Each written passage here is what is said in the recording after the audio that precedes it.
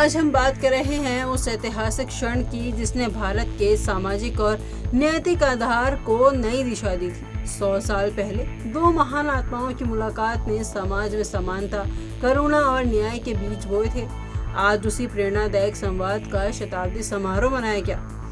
प्रधानमंत्री नरेंद्र मोदी की उपस्थिति में विज्ञान भवन नई दिल्ली में इस ऐतिहासिक कार्यक्रम का उद्घाटन करते हुए प्रधानमंत्री नरेंद्र मोदी ने कहा कि आज भी 100 साल पहले हुई वह मुलाकात सामाजिक समरसता और विकसित भारत की साझा संकल्प के लिए प्रेरणा और ऊर्जा का स्रोत है। प्रधानमंत्री नरेंद्र मोदी ने श्री नारायण गुरु को मानवता का प्रकाश स्तंभ बताया और कहा कि उनके सिद्धांत आज भी समाज सेवा का मार्गदर्शन करते हैं।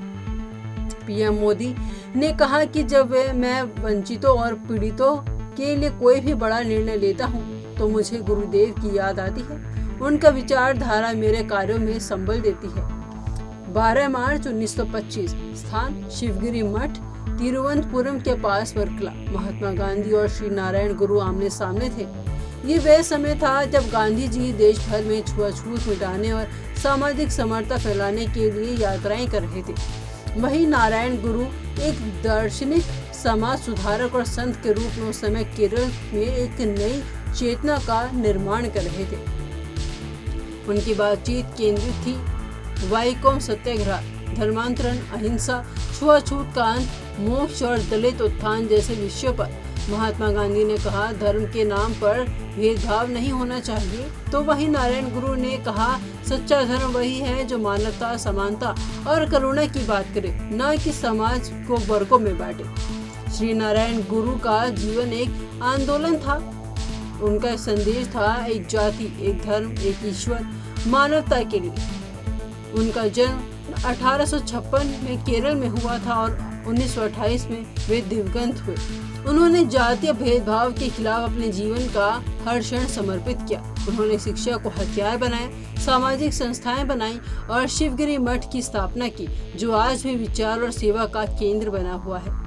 कार्यक्रम के दौरान पीएम मोदी ने हाल ही में भारत द्वारा किए गए एक और ऐतिहासिक कदम का जिक्र किया, ऑपरेशन सिंदूर। उन्होंने कहा, हमने दिखा दिया कि जो भारतीयों का खून बहाते हैं उनके लिए अब दुनिया में कोई जगह सुरक्षित नहीं है।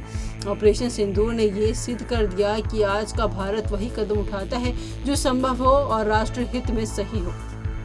वहीं प्रधानमंत्री मोदी ने बताया कि भारतीय सेनाओं ने मेड इन इंडिया हथियारों की मदद से मात्र 22 मिनट में दुश्मनों को घुटनों पर ला दिया और यही आत्मनिर्भर भारत की असली तस्वीर है। इस कार्यक्रम में श्री नारायण धर्म संगम ट्रस्ट और कई आध्यात्मिक व सामाजिक नेताओं ने भाग लिया। उद्देश्य था उन मूल्यों को याद करना जो आज भी सामाजिक न्याय, समरसता और समानता के लिए दिशा प्रदान करते हैं।